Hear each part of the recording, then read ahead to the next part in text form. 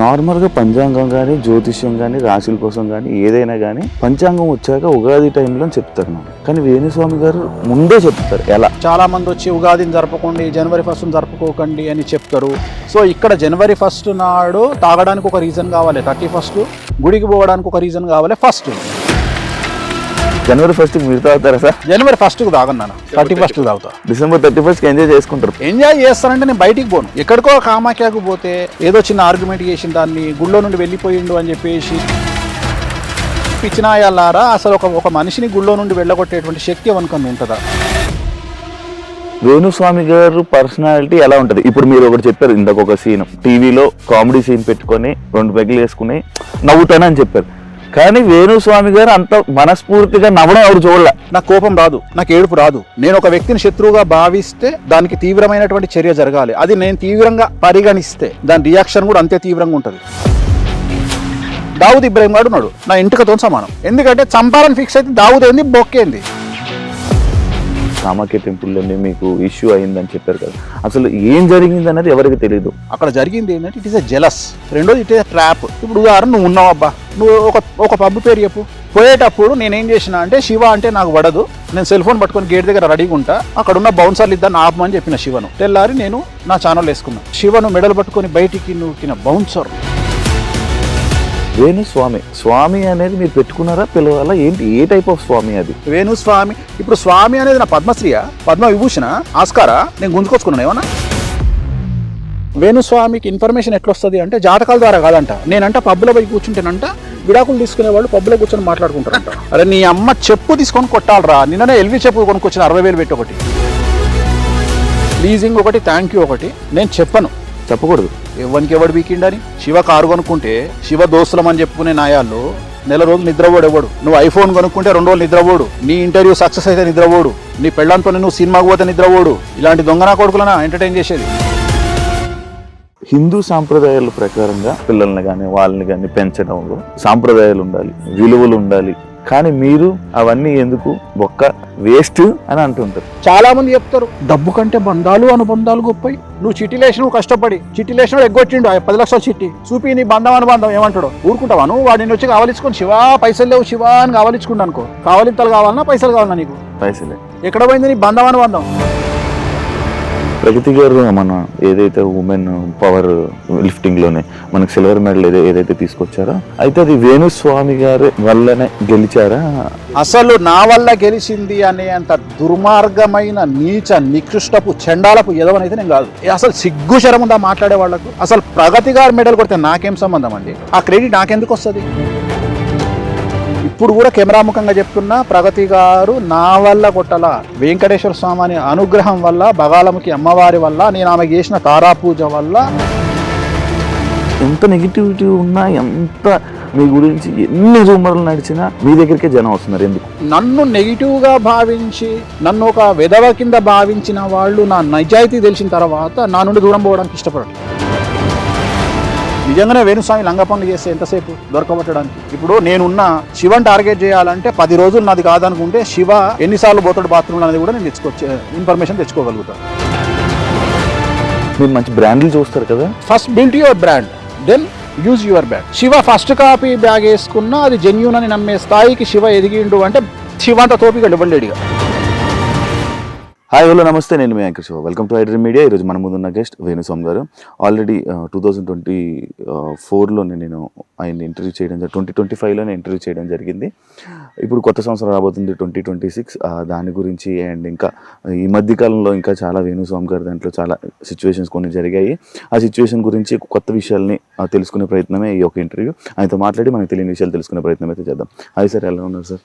ఓం నమో వెంకటేశాయ. వెంకట సంస్థానం బ్రహ్మాండే నాస్తికించిన వెంకటేశమో దేవో నభూతో నభవిష్యతి. సూపర్ రచ్చస్య రచ్చోభ్య. ప్రతి ఇంటర్వ్యూలో ఇది చెప్తారా? స్టార్టింగ్ ఇది అంటే నేను ప్రతి ఇంటర్వ్యూ చూస్తున్నా, అది స్టార్టింగ్ అది చెప్పాకే స్టార్ట్ చేస్తారు. అంటే చెప్పేది వేణుస్వామి అనుకుంటారు, వేణుస్వామి కాదు, వెంకటేశ్వర స్వామి మాట్లాడిస్తాడు, ఆయన ఏం చెప్తే అది చేస్తాం.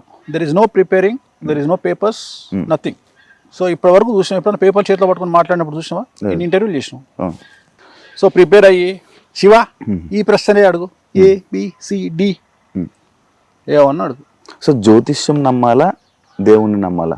జ్యోతిషం అనేది దేవుడిలో ఒక భాగం కదా. కానీ అంటే మీరు కొన్ని మాటల్లో దేవుడి కన్నా గొప్పది, దేవుడి కన్నా కొన్ని మాటలు అనిపిస్తా ఉంటాయి. నీకు అనిపిస్తే నన్నేం చేయమంటావు? నీకు అనిపిస్తే వద్దు, తాగునింతలొద్దు, నీకు అనిపిస్తే వద్దు. అంటే నాకే ఒక వ్యూవర్ గా అనిపించింది, అంటే మిగతా వాళ్ళకి అనిపించదా అని. జ్యోతిష్యం అనేది వెంకటేశ్వర స్వామిలో ఒక భాగము. కలియుగంలో ప్రోటోకాల్ దేవుడు వెంకటేశ్వర స్వామి. సో నవగ్రహాలు కానీ ఇతర దేవతలందరూ కూడా ఆయన అండర్లో ఉండేటువంటి పరిస్థితి. సో ఇక్కడ వైష్ణవతత్వము, శివతత్వము అని 2 భాగాలు ఉంటాయి. సో విష్ణువు పూజించే వాళ్ళు వెంకటేశ్వర స్వామిని ప్రోటోకాల్ దేవుడిగా భావిస్తారు. శైవతత్వానికి వచ్చినప్పుడు శివుడిని ప్రోటోకాల్ దేవుడిగా భావిస్తాడు. సో ఇక్కడ గాడ్ అంటే ఏంది? Generator, operator, destroyer. G O D god, దేవుడు. ఇంగ్లీష్లో ఎందుకు వచ్చింది అంటే జి అంటే జనరేటరు, ఓ అంటే ఆర్గనైజరు, డి అంటే డెస్ట్రాయరు. జనరేటర్ ఎవరు? బ్రహ్మ అంటే క్రియేటర్. ఆర్గనైజర్ ఎవరు? విష్ణుమూర్తి. డిస్ట్రాయర్ ఎవరు? శివుడు. అయిపోయింది, గాడ్ వచ్చిండు. సో ముగ్గురు లేకపోతే లేదు. సో క్రియేటర్ ఎవరు?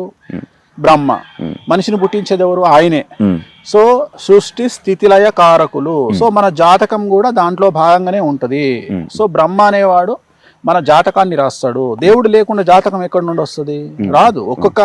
ఒక్కొక్క సూపర్ స్పెషాలిటీ హాస్పిటల్లో ఎక్స్రే తీసేవాడు ఒకడు, పెట్ స్కాన్ తీసేవాడు ఒకడు. సో ఆ మనిషిని బట్టి ఆ స్కాన్ చదవగలిగిన శక్తి ఆ డాక్టర్కి ఉంటుంది. ఉదాహరణ, మామూలు ఎక్స్రే ఉంది, లోకల్ డయాగ్నోస్టిక్ సెంటర్లో కూడా తీస్తారు. పెట్ స్కాన్ చేయాలనుకో ఖచ్చితంగా పెట్ స్కాన్ సెంటర్కే పోవాలి, కాస్ట్లీగా ఉంటుంది. దాన్ని రీడ్ చేసే డాక్టర్స్ కెపాసిటీ వేరే ఉంటుంది. సో అట్లనే జ్యోతిషం అనేది ఒక డిఫరెంట్ సబ్జెక్టు. అది భగవంతుడిలో నిక్షిప్తమైనటువంటి సబ్జెక్టు. సో వేదాంగాలలో జ్యోతిష్యం అనేటువంటిది ఒకటి. సో దాన్ని బేస్ చేసుకొని దేవుడిలో ఒక భాగమే. దేవుడిని మించి జ్యోతిష్యం ఉండదు. నార్మల్గా పంచాంగం కానీ, జ్యోతిష్యం కానీ, రాశుల కోసం కానీ ఏదైనా కానీ పంచాంగం వచ్చాక ఉగాది టైంలో చెప్తారు నాకు. కానీ వేణుస్వామి గారు ఇంకా న్యూ ఇయర్ రాబోతున్న ముందే చెప్తారు. ఎలా దేశకాలమాన పరిస్థితి ఎలా చెప్తారు అంటే, మన దగ్గర 150 సంవత్సరాల పంచాంగం ఉంటుంది. సో మన దగ్గర ఉంటుంది అంటే పంచాంగం ఒరిజినల్గా ఫిజికల్గా ఉంటుంది. నేను మాట్లాడేది నేను ఆన్లైన్లో సెల్ ఫోన్లో చెప్పట్లా. ఫిజికల్గా మన దగ్గర బుట్టేవారి పంచాంగం ఉంటుంది. నా దగ్గరనే కాదు, జ్యోతిష్యం చెప్పే ప్రతి మనిషి దగ్గర ఉంటుంది అది. సో అది 1940 నుండి 2050 వరకు ఉన్నటువంటి ఒక పంచాంగం. ఆ పంచాంగంలో 2026 సంవత్సరము ఏ సంవత్సరం రాబోతుంది, 27 ఏ సంవత్సరం రాబోతుంది, 28 ఏ సంవత్సరం రాబోతుంది, 2040 ఏ సంవత్సరంలో ఏ పంచాంగ నామ సంవత్సరం వస్తుంది అంటే ఉగాది వస్తుంది. దానికి రాజు ఎవరు, అధిపతి ఎవరు, సో దానికి నీరసాధిపతి ఎవరు, రసాధిపతి ఎవరు, మంత్రి ఎవరు, సో ఇవన్నీ రాసుంటాయి. ధాన్యాధిపతి ఎవరు, శస్యాధిపతి ఎవరు, అన్ని డిసైడ్ అయి ఉంటాయి. అంటే ఇవాళ ఈ సంవత్సరమే రావాలి అని రూల్ ఏం లేదు. మనకు already it will decided already. So దాన్ని బేస్ చేసుకొని ఇప్పుడు ఉదాహరణ, ఇప్పుడు మనం 2025 ఇవాళ మాట్లాడుకుంటున్నాం. ఇది డిసెంబర్. సో రేపు మార్చి 19న ఉగాదిన వచ్చేటువంటి 2026 పరాభవనామ సంవత్సరానికి అధిపతి ఎవరు అంటే గురువు. సో కమాండర్ ఎవరు అంటే కేతువు. సో దాన్ని బేస్ చేసుకొని జాతకాలు చెప్తాము. సో ఇక్కడ పంచాంగం రాసేవాడికి జ్యోతిష్యం చెప్పే రైట్స్ లేవు. ఓన్లీ పంచాంగం రాయడం వరకే వాళ్ళ పని. సో అట్లనే జ్యోతిష్యం చెప్పేవాడికి పంచాంగం రాయడు. సో జనరల్ గా ఈ 2 వేరే వేరే విభాగాలు. సో ఇక్కడ మేము నువ్వు ఎట్లాగైతే మీడియా సంస్థలు ఎట్లాగైతే కొత్తదనాన్ని కోరుకుంటాయో, జనాల్లో కొత్తదనాన్ని తేవాలని కోరుకుంటాయో, జనవరి 1 అనేది వెస్టర్న్ కల్చర్లో మనము ఎవడెన్ని చెప్పినా జనవరి 1 అనేది మనకున్నటువంటి ఒక అలవాటు. మనము ఉగాదిని జరుపుకోవాలి, చాలా మంది వచ్చి ఉగాదిని జరుపుకోండి, జనవరి 1 జరుపుకోకండి అని చెప్తారు. సో ఇక్కడ జనవరి 1 నాడు తాగడానికి ఒక రీజన్ కావాలి, 31 గుడికి పోవడానికి ఒక రీజన్ కావాలి ఫస్ట్. సో ఇక్కడ తాగడానికి ఇది నడుస్తుంది, గుడికి పోవడానికి అది నడుస్తుంది. సో ఇక్కడ 2 ఉన్నాయి, ఎంజాయ్ యువర్ లైఫ్ అండ్ దేవుడి దగ్గరికి పో. సో ఈ 2 జరుగుతున్నప్పుడు తప్పే ఉంది. జనవరి 1 నాడు దేవుడి దగ్గరికి పోతున్నప్పుడు ఎందుకు ఆపాలా? 2వది మనం చెప్తే వాడని ఇంటడా? బర్త్డే మన సంస్కృతి కాదు, కేకు కట్ చేయడం మన సంస్కృతి కాదు అని చాలా మంది విమర్శిస్తారు. సో నేను అనేది ఏంటంటే, నీకు ఉత్సాహాన్ని ఇచ్చే ఏదైనా సరే చేయడంలో తప్పు లేదు. సో నువ్వు బర్త్డే అయినా సరే, మ్యారేజ్ డే అయినా సరే, ఏదైనా సరే సెలబ్రేషన్ కు నీకు ఒక పండగ నువ్వు చేసుకో. వెస్టర్న్ కల్చర్ లో మనలాగా వాళ్లకు పండగలు లేవు. వాళ్ళకు ఉన్నది ఈస్టర్ ఒకటి, క్రిస్మస్ ఒకటే, 2 పండగలు. మిగతా అవన్నీ అందుకనే వాళ్ళు daughters day, fathers day, mothers day, marriage day, birthday, children day అని పెట్టుకున్నారు. కానీ మనకు సంవత్సరాంతము తొలి ఏకాదశి నుండి మొదలుకుంటే ఉగాది వరకు పండగలు మనకు. అయినా సరే ఈ పండగలలో, ఈ 40 పండుగలలో ఇంకో 10 పండుగలు వచ్చి చేరితే ఏమన్నా నష్టమా? నష్టమేం లేదు కదా. ఇంకో 10 రోజులు 2 పెగ్గులు ఎక్కువ తాగుతారు, ఇంకో 10 రోజులు ఇంకో 2 ముక్కలు ఎక్కువ తింటారు. సో ఇంతకు మించిన పెద్ద సంచలనాలు ఏముంటాయి లైఫ్లో? సో దీనివల్ల వచ్చిన నష్టం ఏం లేదు కదా. సో మనం ఉగాదికి స్టార్ట్ చేయాల్సింది 3 నెలల ముందు స్టార్ట్ చేస్తున్నాం. దీంట్లో ఏం తప్పు లేదే. అంటే జనాలు ఇన్ఫర్మేషన్ తీసుకోవాలనుకుంటారు. దీంట్లోనే నీ ఆన్సర్ ఉంది. జ్యోతిష్యాన్ని నమ్మకపోతే, వేణుస్వామిని నమ్మకపోతే, వేణుస్వామి పంచాంగ ప్రిడిక్షన్ కోసం జనాలు ఎందుకు వెయిట్ చేస్తారు? నువ్వు నా దగ్గరికి ఎందుకు వస్తావు? నేను జనాలకి ఎందుకు చెప్తా? సో జనాలు వెయిట్ చేస్తున్నారు వేణుస్వామి ఏం చెప్తాడో ఇందామని. సో క్యూరియాసిటీ ఉంటది. కేసీఆర్ లాగానే, కేసీఆర్ మాట్లాడితే సంచలనం, మాట్లాడకపోతే సంచలనం. వేణుస్వామి మాట్లాడితే సంచలనం, మాట్లాడకపోతే సంచలనం. సో జాతకం మీద ఆధారపడి ఉంటది. సో మన పని మనం చేసుకోవాలి, జాతకాలు చెప్పాలి. సో చాలా మంది విమర్శిస్తారు, ఉగాదికి చెప్పాల్సింది మీరు జనవరి 1కి ఎందుకు చెప్తున్నారు అంటే మా ఇష్టము. సో జనరేషన్ బట్టి మేము మారుతాము, మీడియాను బట్టి మేము మారుతాము. మమ్మల్ని మీడియా అడుగుతుంది కాబట్టి, జనాలు వెయిట్ చేస్తారు కాబట్టి మేము చెప్తున్నాము. దీంట్లో తప్పేం లేదు. ఇదేం నా సమాజానికి నష్టం కాదు. ఒకరిని కొడతలేము, ఒకరి దగ్గర గుంజుకుంటలేము. మనకి ఇన్ఫర్మేషన్ ఇస్తున్నాము, తప్పేముంది? సరే మర్చిపోయాను స్వామి గారు, అది ఎలాగో మాట్లాడాం, న్యూ ఇయర్కి సెలబ్రేషన్ కోసం మాట్లాడాం, కానీ అందుకోసం జనవరి 1కి మీరు తాగుతారా సార్? జనవరి 1కు తాగను, డిసెంబర్ 31 తాగుతా. డిసెంబర్ 31కి ఎంజాయ్ చేసుకుంటారు పార్టీ. ఎంజాయ్ చేస్తానంటే నేను బయటికి పోను. నేను బయటికి ఎందుకు పోను అంటే, ఒక సెలబ్రిటీ స్టేటస్ వచ్చిన తర్వాత ఐఎమ్ ఏ కాంట్రవర్షియల్ పర్సన్ అంటే, ఇప్పుడు నా పరిస్థితి ఎట్లయిపోయిందంటే, నేను ఎగ్జాంపుల్, నాకు పబ్ అంటే ఇష్టం. ఇప్పుడు హైదరాబాద్లో ఓపెన్ అయిన 4 పబ్బులు, రీసెంట్గా ఓపెన్ అయిన 4-5 పబ్బులు గచ్చిబౌలిలో నా క్లయింట్వే. సో నేను పేర్లు చెప్పను. ఇప్పుడు ప్రజెంట్ తెలంగాణను ఊపుతున్న 4-5 పబ్బులు నా క్లయింట్లవే, పెద్ద పబ్బులు. సో వాటికి పెద్ద పబ్బులే తోపు పబ్బులు. సో వాటికి క్లయింట్లు నా క్లయింట్లు మనమే ముహూర్తం పెట్టినాము. కానీ ఎట్లయిపోయిందంటే, ఎక్కడికో కామాఖ్యకు పోతే, కామాఖ్యకు ఓర్వలేనటువంటి ఒక పంతులు వచ్చి ఏదో చిన్న ఆర్గ్యుమెంట్ చేసిన దాన్ని గుళ్ళో నుండి వెళ్ళిపోయిండు అని చెప్పేసి ఆయన ఎవరో పెట్టంగానే, ఆయన తర్వాత మిగిలిన వాళ్ళందరూ కనీసం కన్సర్న్ లేకుండా వేణుస్వామిని ఎందుకు వెళ్ళగొడతారా గుళ్ళే నుండి, ఒక గుళ్ళో నుండి వెళ్ళగొట్టే రైట్స్ ఎవరికి ఉండవు అనేటువంటి ఇంగిత జ్ఞానం కూడా లేకుండా దాన్ని ఎవరు తమ్మునేలు పడితే వాడు తమ్మునేలు చేసి పెట్టుకున్నాడు. నేను అడిగే పిచ్చినాయాలారా, అసలు ఒక మనిషిని గుళ్ళో నుండి వెళ్ళగొట్టేటువంటి శక్తి ఎవరికన్నా ఉంటుందా? ఉండదు. ఒకవేళ నిజంగానే అట్లా వెళ్ళగొడుతున్నారు అంటే మిమ్మల్ని పిచ్చినా కొడుకులాగా చూడాల్సి వస్తుంది. సో ఇలాంటి కాంట్రవర్సీస్ ఎందుకు అనే ఉద్దేశంతో నేను హోటల్కు పోను, నేను ఒక పబ్కు పోను, నేను ఎక్కడికి పోను.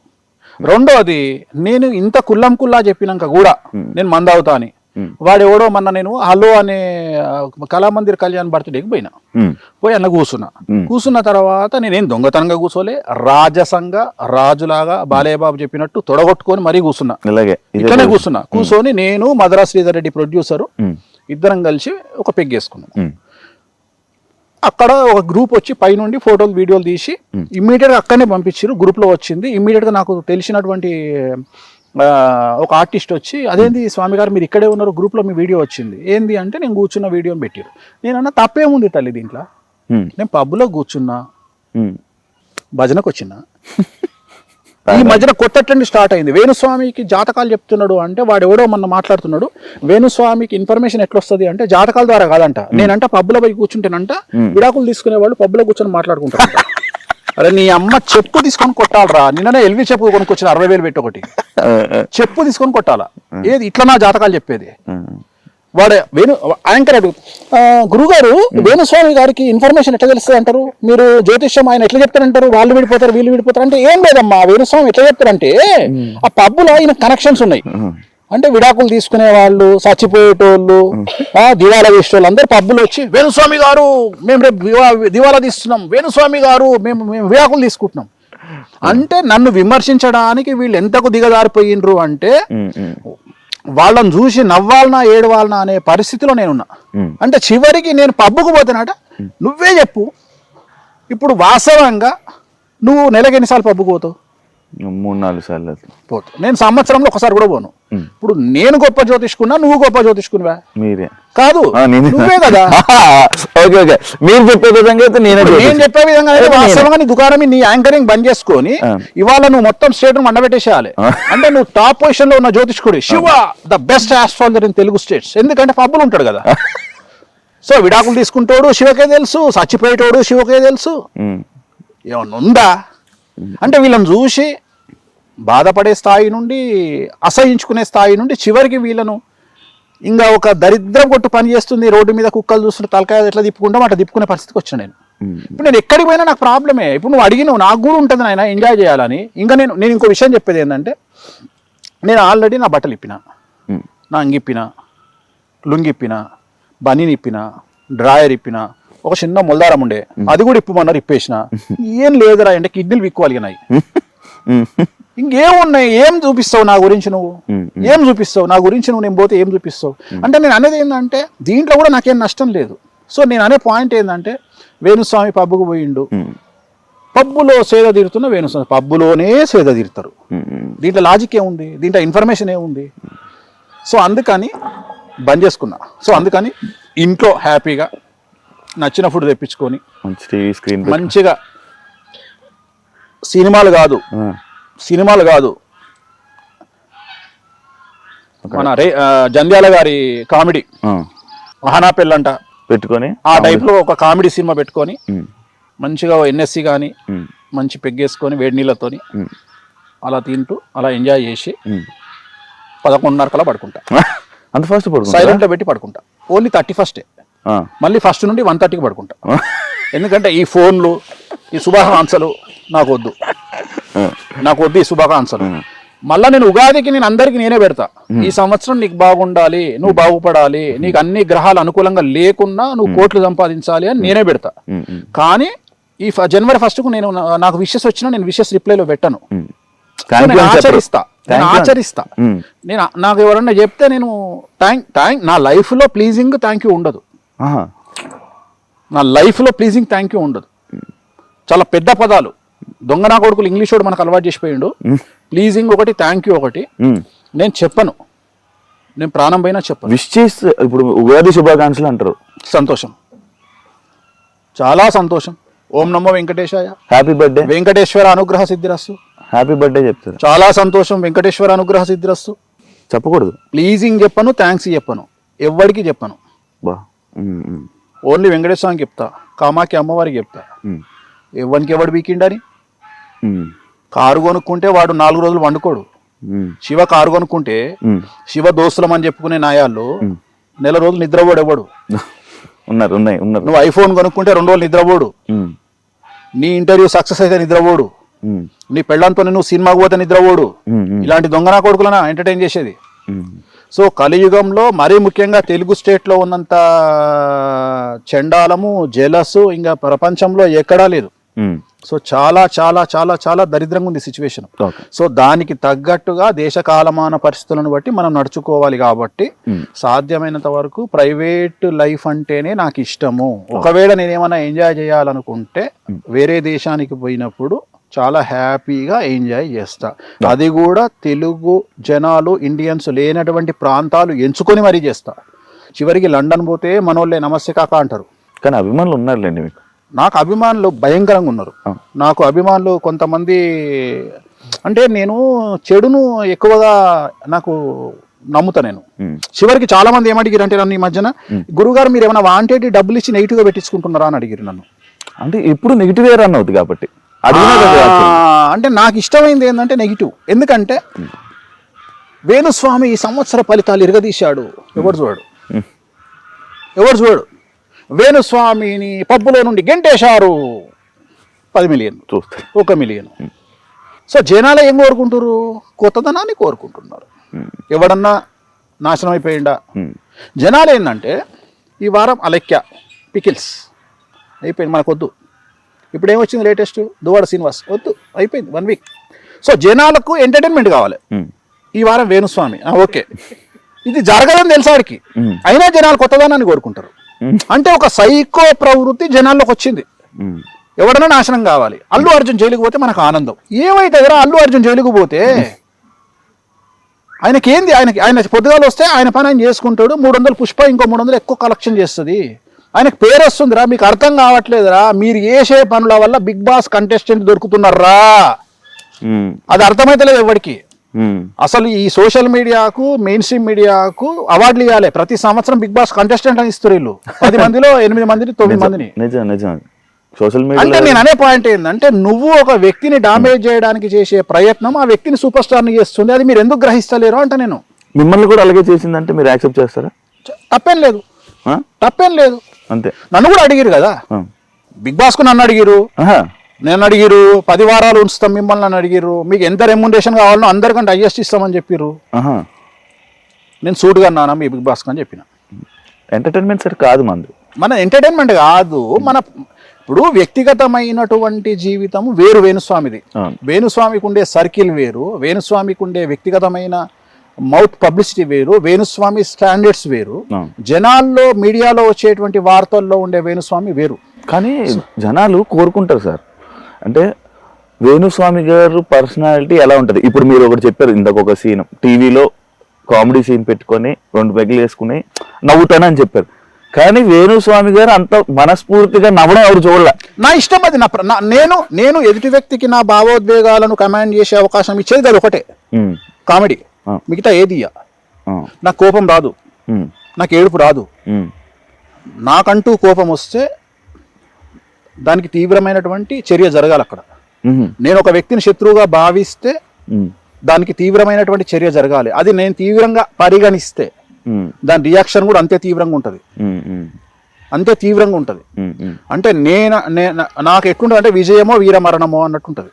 అంటే నేను గనక శత్రువుని భావిస్తే ఇంకా నేనేమో ఆలోచించా, ఫస్ట్ నా ఫ్యామిలీకి చెప్పి దుకాణం చదువుకోండి, ఇంకా నేను ఈ పని చేస్తున్నా అని ఫిక్స్ అవుతా. అంటే అంత సీరియస్గా ఉంటుంది. అంతేగాని సొల్లు చెప్పుడు ఇంకా అంటే లైట్ గా తీసుకోను, పెడితే డైరెక్ట్ గానే ఉంటది వ్యవహారం.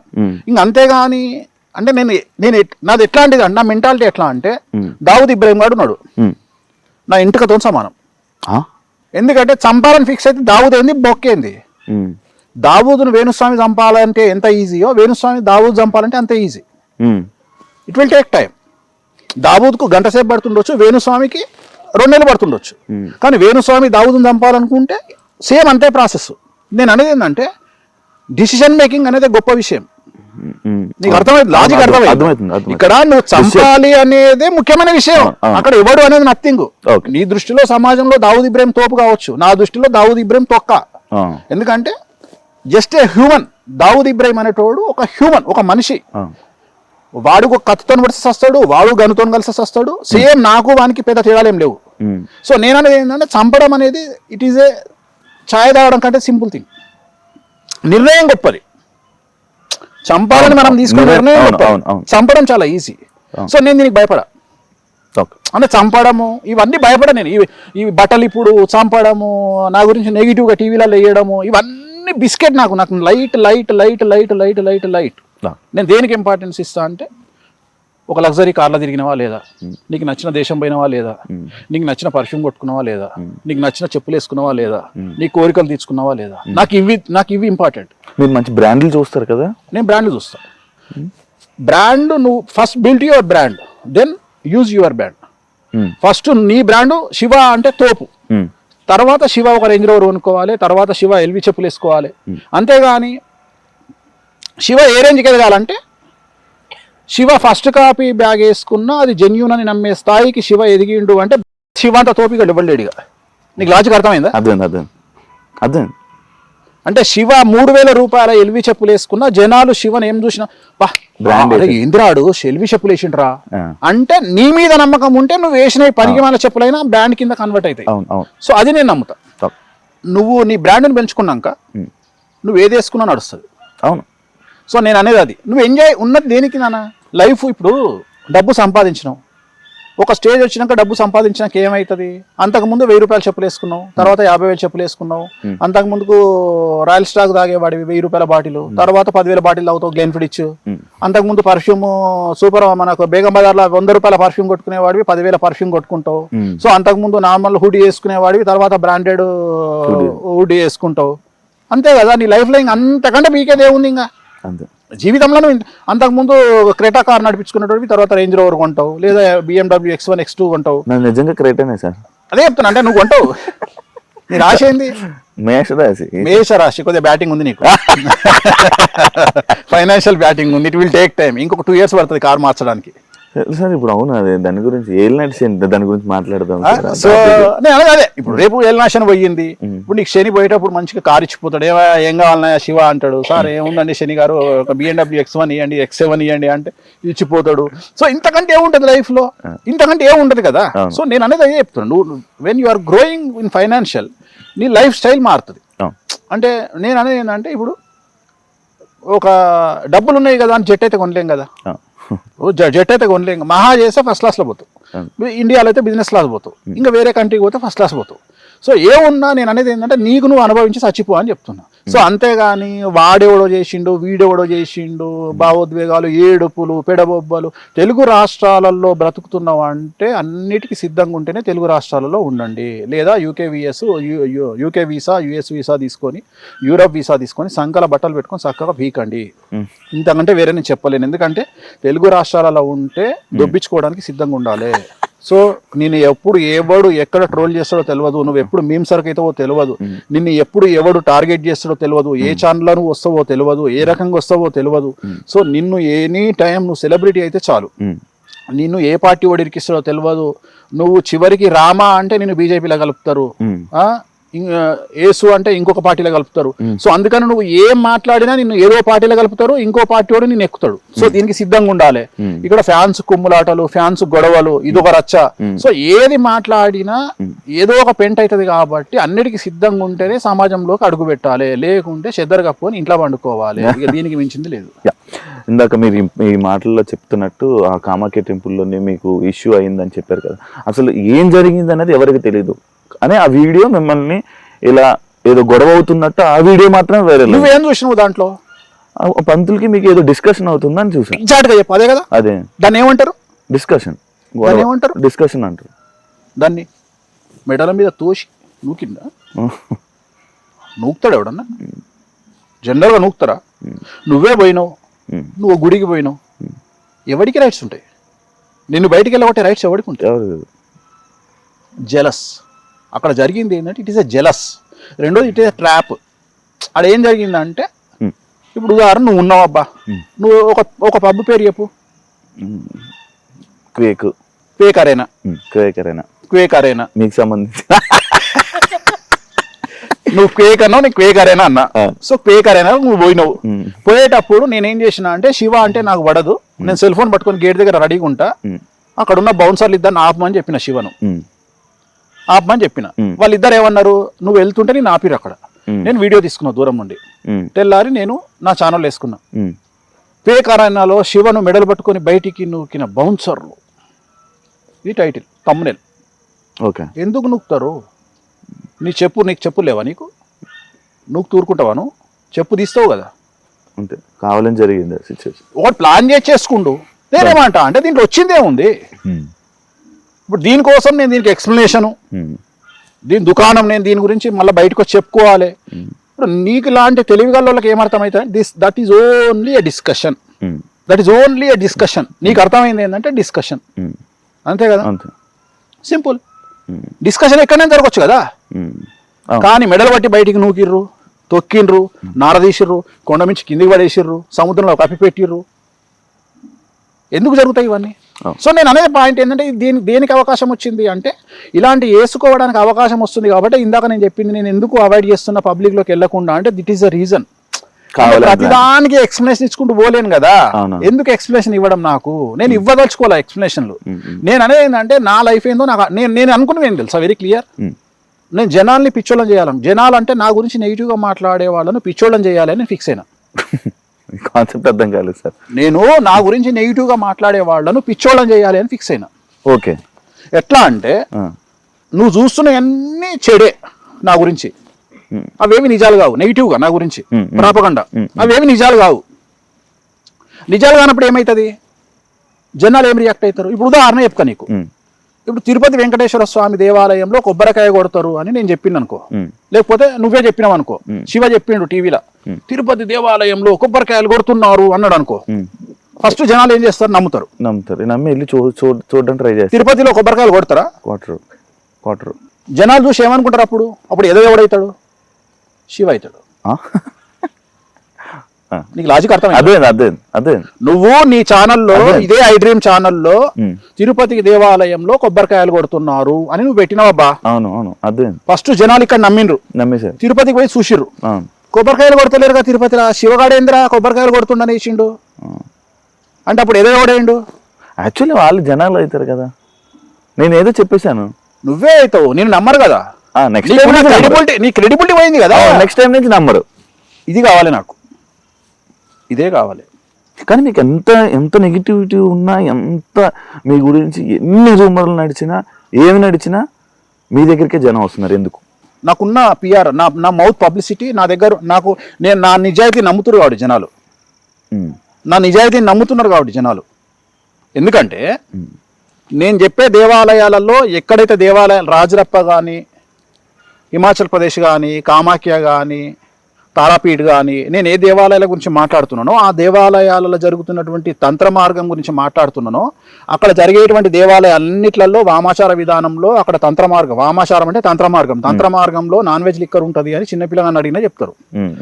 లేదు అని ఇక్కడ మాట్లాడే వాళ్ళు జనాలు వెళ్ళి డిసైడ్ చేసుకొని వచ్చిన తర్వాత వాళ్ళకు క్లారిటీ వస్తుంది. అంటే ఇన్ని రోజులు వేణుస్వామి చెప్పింది నిజం, మనం కూడా ఎదవలమైనము అన్న చూసి, సో వేణుస్వామి చెప్పింది నిజం, వేణుస్వామి నిజాలే మాట్లాడుతుండు, మనమే ఎదవలమైనమని చెప్పి జనాలు క్లారిటీ తెచ్చుకుంటారు. కామాఖ్య పోయినా, రాజరప్ప పోయినా, తారాపీఠ్ పోయినా, ఎక్కడికి పోయినా కానీ వాళ్ళకు క్లారిటీ వస్తుంది, ఇక్కడ జరిగేటువంటి తంతు ఇది అని వాళ్ళకు క్లారిటీ వచ్చింది. దానివల్ల ఏమైతుంది అంటే డైరెక్ట్ నమ్మడం కంటే కూడా మంచి స్నేహితం కంటే గొడవలైనటువంటి స్నేహితులుగా మారిన వాళ్ళు చాలా రోజులు కలిసి ఉంటారు, అట్లనే చాలా స్ట్రాంగ్ ఉంటారు. అట్లనే నన్ను నెగిటివ్గా భావించి, నన్ను ఒక వెధవ కింద భావించిన వాళ్ళు నా నిజాయితీ తెలిసిన తర్వాత నా నుండి దూరం పోవడానికి ఇష్టపడట్లేదు. సో ఇది నాకు బాగా హెల్ప్ అవుతుంది. సో అందుకనే నేను ఎంత నెగిటివ్ వచ్చినా ఐ ఫీల్ వెరీ హ్యాపీ. ఏంది అంటే ఇంకా పెరుగుతుంది నా పిఆర్. అంటే నాకు ఎంత నెగిటివ్ వస్తే అక్కడికి వచ్చిన తర్వాత అంత క్లారిటీ వస్తుంది, అంత క్లారిటీ. అక్కడికి వెళ్ళి చూసుకొని ఈయన చెప్పింది రైట్ అనుకుని మళ్ళీ మీ దగ్గరకు. ఇప్పుడు ఎక్కడో పార్టీ అవుతుంది నాకు, నాకు తెలిసిన ఒక అమ్మాయి, ఒక హీరోయిన్ పార్టీ చేసుకుంటుంటే ఎవడో ఫోన్ చేసి అక్కడ డ్రగ్స్ వాడుతున్నారు అన్నారు. అమ్మాయి దగ్గరికి వెళ్ళి తీరా చూస్తే డ్రగ్స్ లేవు అక్కడ. పాపం ఆ పిల్ల ఏదో దీవాలి ఫంక్షన్ చేసుకుంటుంది. సో తీరా చూస్తే అక్కడ ఏం లేదనేటప్పుడు పోలీసు వాళ్ళకి ఒక క్లారిటీ వచ్చింది, ఈ అమ్మాయిని ఎవరో టార్గెట్ చేస్తున్నారు అని. అట్లనే జనాలు కూడా ఒక క్లారిటీ వచ్చింది. ఏంటి అంటే ఇది వాంటెడ్లీ జరుగుతున్న వ్యవహారము, దీంట్లో వేణుస్వామిది ఏం తప్పు లేదు, వేణుస్వామి వెరీ క్లియర్గా ఉన్నాడు ఈ సబ్జెక్ట్లో, ఇది నిజాలు చెప్తున్నాడు వేణుస్వామి, కామాఖ్య గురించి నిజాలు చెప్తున్నాడు, మటన్ గురించి నిజాలు చెప్తున్నాడు, మందు గురించి నిజాలు చెప్తున్నాడు. రెండోది వేణుస్వామి జనరల్గా అందరూ దొంగలు, ఎవరైనా మందు తాగేవాడు వేరే కమ్యూనిటీ వాళ్ళు కూడా తప్పించుకొని తిరుగుతారు. అట్లాంటిది వేణుస్వామి నేను మందు తాగుతాం, మాంసం తింటా అంటే తప్పే ఉంది, ఈ జనరేషన్లో తింటే తప్పే ఉంది. ఇప్పుడు మనం ప్రసాదం రూపంలో తింటున్నాము, ఇవాళ మనం వాడే మెడిసిన్లో కూడా డ్రగ్స్ ఉంటాయి, మన స్టెరాయిడ్స్ ఉంటాయి. సో వాటి వల్ల మనకు సైడ్ ఎఫెక్ట్ కూడా ఉంటాయి, బట్ మనం తొందరగా కోలుకోవాలంటే వాటిని వాడతాము. అట్లనే ఈ మన ఇట్లాంటి అమ్మవారిని పూజించడం వల్ల మనకు కావాల్సినటువంటి లబ్ధి చేకూరుతుంది. సో తప్పేం లేదు, వేణుస్వామి నిజాలే చెప్తున్నాడు అని ఒక క్లారిటీకి వస్తున్నారు. సో దానివల్ల నాకేం ప్రాబ్లం లేదు. నేను అనేది ఏంటంటే, నేను ఎప్పుడు భయపడతా అంటే, నేను సమాజానికి, శాస్త్రానికి, తంత్ర మార్గానికి, అమ్మవార్లకు వ్యతిరేకమైనటువంటి పనులు చేసినప్పుడు నిజంగానే ఖచ్చితంగా నాకు భయం ఉంటుంది. రెండవది, నేను ఎక్కువ కాలం సమాజంలో మనుగడ సాగించలేను. ఎందుకంటే మనతో మాట్లాడుతున్న వ్యక్తి ఎక్కడ కెమెరా పెట్టుకొచ్చిండు, సెల్ ఫోన్ల కెమెరా ఉందా, చెప్పుల కెమెరా ఉందా, తలకాయ కెమెరా ఉందా, గుండీల కెమెరా ఉందా తెలియనప్పుడు నేను నిజంగానే లంగ పనులు చేస్తే ఈ పాటికి నాది వెండి తెర మీద ఐమాక్స్ వేసి చూపిద్దురు. వేణుస్వామి చేసే లంగ పనులు ఇన్ని రోజులు ఎందుకు ఏం దొరుకుతలేవు అంటే నేను ఏం చేస్తలేను కాబట్టి. నిజంగానే వేణుస్వామి లంగ పనులు చేస్తే ఎంతసేపు దొరకబట్టడానికి? ఎవడు ఇప్పుడు నేనున్న శివని టార్గెట్ చేయాలంటే 10 రోజులు నాది కాదనుకుంటే శివ ఎన్నిసార్లు పోతాడు బాత్రూమ్లో అనేది కూడా నేను ఇన్ఫర్మేషన్ తెచ్చుకోగలుగుతా నాకున్న ఇన్ఫ్లుయెన్స్కు. అది నీకు వర్తిస్తుంది, నాకు వర్తిస్తుంది. నన్ను నువ్వు టార్గెట్ చేసినా నీకు అంతే వర్తిస్తుంది, నేను టార్గెట్ చేసినా అంతే. నువ్వు ఎన్నిసార్లు ఆవలిస్తున్నావు కూడా నేను లెక్క పెట్టగలుగుతా నాకున్న ఇన్ఫర్మేషన్ బట్టి. సో పెద్ద విషయం ఏముంది ఇక్కడ, ఎవరు శుద్ధపూస కాదు కదా. నీకు వ్యక్తిగతమైన జీవితం ఉంటుంది, నాకు వ్యక్తిగతమైన జీవితం ఉంటుంది. సో నేను బౌండరీస్కి లోబడి నా పనులు నేను చేసుకుంటున్నా, నేను ఎక్కడ తప్పులు చేయట్లా. నేను సమాజానికి విరుద్ధం, నేను రేపులు, మర్డర్లు, మానభంగాలు చేస్తే నన్ను సేమ్ యాసిడ్ శిక్షిస్తుంది న్యాయస్థానం. నేను అట్లాంటి పనులు చేయట్లా. నేను నా సబ్జెక్ట్కు లోబడి నాకున్నటువంటి చరిత్రకు లోబడి శాస్త్రానికి లోబడి నా పనులు నేను చేసుకుంటున్నా. నేను ఎక్కడా తప్పుడు పనులు చేయట్లా. ఒకవేళ తప్పుడు పనులు నేను సమాజానికి తెలియకుండా చేసినా అమ్మవారు నన్ను నాశనం చేస్తుంది, ఊరుకోదు అమ్మవారు. ఎందుకంటే ఇలాంటి విద్యలు మనం తప్పు చేస్తే ఫస్ట్ దహనం అయ్యేది మేమే, మమ్మల్ని దహించేస్తుంది అమ్మవారు. మేమేమైనా తప్పు చేస్తే ఉగ్రదేవతల విషయంలో వామాచారంలో. సో అందుకని మేము తప్పులు చెయ్యం ఎక్కడ.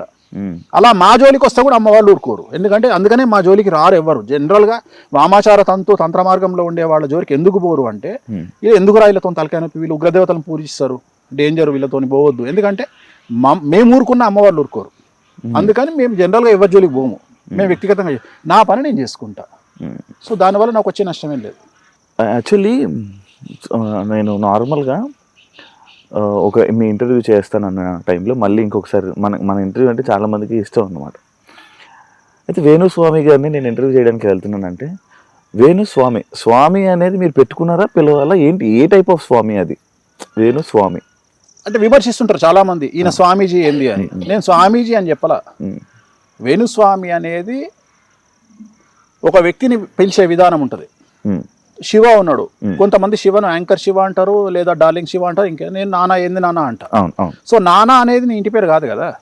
సో వేణుస్వామి అంటే వేణు పరాంకుశం అని నన్ను తిట్టాలనుకున్న 2-3 వేణు పరాంకుశం, నువ్వు వేణుస్వామి కాదు, నేను స్వామీజీని కాదురా అయ్యా. స్వామీజీ అంటే ఇట్లాంటి పనులు మంది ఎందుకు తాగుతావు, ఇవి ఎందుకు చేస్తా, నేను కూడా సన్యాసం జెండా పట్టుకొని నా పని నేను చేసుకుంటాను, నేను ఎందుకు చేసుకుంటా ఇవన్నీ పనులు. సో స్వామి అనేది పిలవడంలో అలవాటు. ఇప్పుడు గుళ్ళో పంతులు ఏమని పిలుస్తావు? స్వామి, గురుగారు, స్వామి అని పిలుస్తావు కదా. స్వామీజీ, స్వామి. మరి ఇప్పుడు ఆయన స్వామి ఎందుకు అని నీ గల్లబట్టి కొట్టాలన్నా ఇప్పుడు నేను? అరే ఇట్ ఈస్ అ రెస్పెక్ట్ అయ్యా, అంతే. వేణుస్వామి, ఇప్పుడు స్వామి అనేది నా పద్మశ్రీయా? నేను గుంజుకొచ్చుకున్నాను ఏమన్నా? పద్మ విభూషణ, ఆస్కారా? మరి స్వామి అనగా ఎందుకు గాలుతుంది? అరే అయ్యగారిని పంతులను స్వామి అని పిలుస్తారు, దీనికి పెద్ద రచ్చంది. చివరికి ఎక్కడికి వచ్చింది నా బతకంటే, నన్ను స్వామి అన్న నువ్వు ప్రశ్న అడిగే దగ్గరికి వచ్చింది. గిదా ఏ అమ్మ స్వామి కూడా పెట్టుకోవద్దా నా బతుకు? గిదే నా పరిస్థితి. ఇక జనాలే అర్థం చేసుకోవాలి. ఇప్పుడు దీని వల్ల 2 తెలుగు రాష్ట్రాలకు గాని, మా ఇంటి ముందర కుక్క పిల్లకు గాని, మా ఇంటి ముందర పిల్లి పిల్లకు గాని, నా ఆఫీసులో కుక్కలకు గాని, నా ఫామ్ ఏమైనా ఎఫెక్ట్ అవుతుందా? అసలు ఎవరికైనా ఎఫెక్ట్, ఈ స్వామి అనే పేరుతో ఎవరికైనా ఎఫెక్ట్ అయిందా? నేనేమన్నా డాక్టర్ అని పెట్టుకున్నానా, ఆర్థోపెడిషియన్ అని పెట్టుకున్నానా, జనరల్ సర్జన్ అని పెట్టుకున్నానా, ఎమ్మెల్యే అని పెట్టుకున్నానా? ఏం స్వామి, అది కూడా జనాలు పిలిచిన పేరు. స్వామి గారు చెప్పండి అని నువ్వే అంటావు. సరే వాళ్ళు కోరుకుంటారు, ఏమరా వేనుగా అనుమంటారు, అనుమానం మన అట్లా కూడా. అంటే వాళ్ళ మనసు అది ఉందేమో, స్వామి అనే పేరు ఎందుకు పెట్టుకున్నాడు అని. అంటే లైక్ స్వామీజీయా, లైక్ స్వామికి స్వామీజీకి చాలా తేడా ఉంది. నేను స్వామీజీని కాదు, జనాలు పంతులుగా భావించి తెలంగాణ పంతులను అయ్యగారు అంటారు, అట్లనే గుడిల పంతులను స్వామి అంటారు. అంటే దిస్ ఈజ్ ఎ రెస్పెక్ట్. స్వామి అనేది ఒక రెస్పెక్ట్, ఒక మనిషిని పిలవడంలో ఒక రెస్పెక్ట్. సో ఎలాగైతే ప్రస్తుతం తెలుగు మీడియాలో డ్రైవర్ దగ్గర నుండి, కెమెరామెన్ దగ్గర నుండి ప్రతి ఒక్కళ్ళు జర్నలిస్టులను ఎట్లా చెప్పుకుంటుర్రో, చివరికి న్యూస్ రీడర్ జర్నలిస్టే, లైట్ మెన్ జర్నలిస్టే, డ్రైవర్ జర్నలిస్టే, అంటే ప్రతి ఒక్కళ్ళు జర్నలిస్ట్ కార్డు తీసుకొని జర్నలిస్ట్ అని ఎట్లా చెప్పుకుంటుర్రో, అట్లా నేను గుళ్ళో పంతులు స్వామి అని పిలిచినట్టుగా నన్ను కూడా స్వామి అని పిలుస్తున్నారు అంతే. ఇది స్వామి అంతే. ఇది దీనికి ఇది డాక్టరేట్ కాదు, ఎమ్మెల్యే కాదు, ఎంపీ కాదు, అన్నిటికన్నా ముఖ్యము ఇది పద్మశ్రీ.